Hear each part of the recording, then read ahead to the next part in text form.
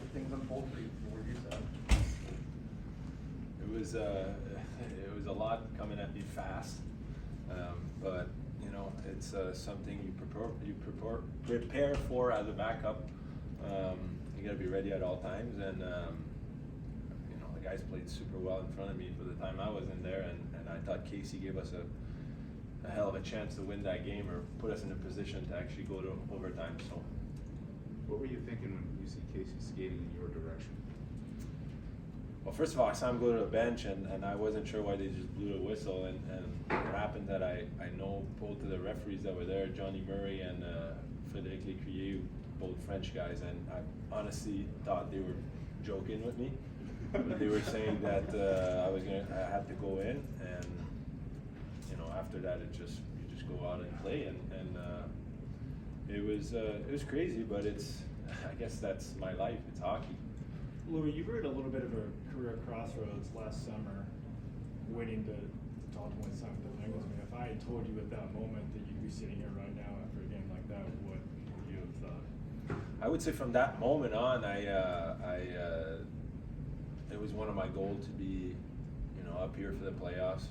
You never know how things are going to unfold, but you know, I wanted to be back in the NHL this year, and I think I put in the effort to get back. After that, I had a few opportunities here and there, and a matter of taking it. And no, I'm pretty happy to be where I am today. I'm lucky to be playing for the Pittsburgh Penguins. Obviously, it's a hell of a team, and yeah, I feel pretty lucky to be here. Louis, did it help you to get a shot right away? Which you did pretty much, like right off the draw there.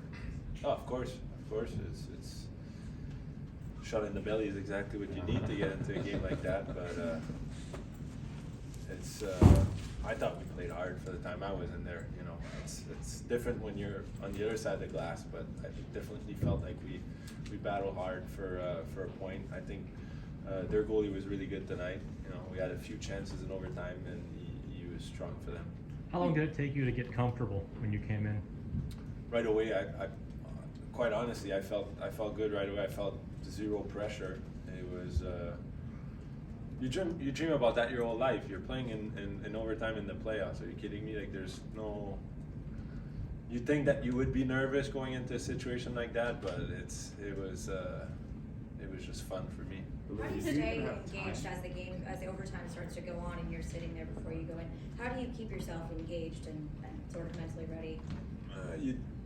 I'd be lying if I said that I was engaged all the time. I was, you know, it comes a time where you're just a fan also. You just want your team to score, and I was just focusing on you know, I was just there. I was watching, and it just comes at you fast. It's crazy. Sometimes the backup goalie here sits on the bench. Sometimes by the Zenwine. Why did you sit by the Zenwine? I started on the bench, but I got kicked out.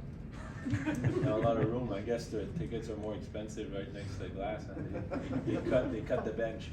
Did you even have time to form the feel pressure when you go in a situation like that? Like you said, there was no pressure. You're not feeling it. Is there even a moment you can feel it if you go in that fast? I would agree. I mean, the referees they come to me and they're like, they call the time. You can't get ready any more than you are now. I mean, you're ready or you're not. You just go in and you play, and you know, it's no different than going in for a practice. I mean, you sit in a meeting and you go on and you practice. So I do that every day. So I was ready. I was mostly excited. Did you do anything between the first and second overtime? Did you need to eat anything, or what was that like? Well, yeah, I would say I had a meal. What was it? Spicy pork and broccoli. Thanks, Luke.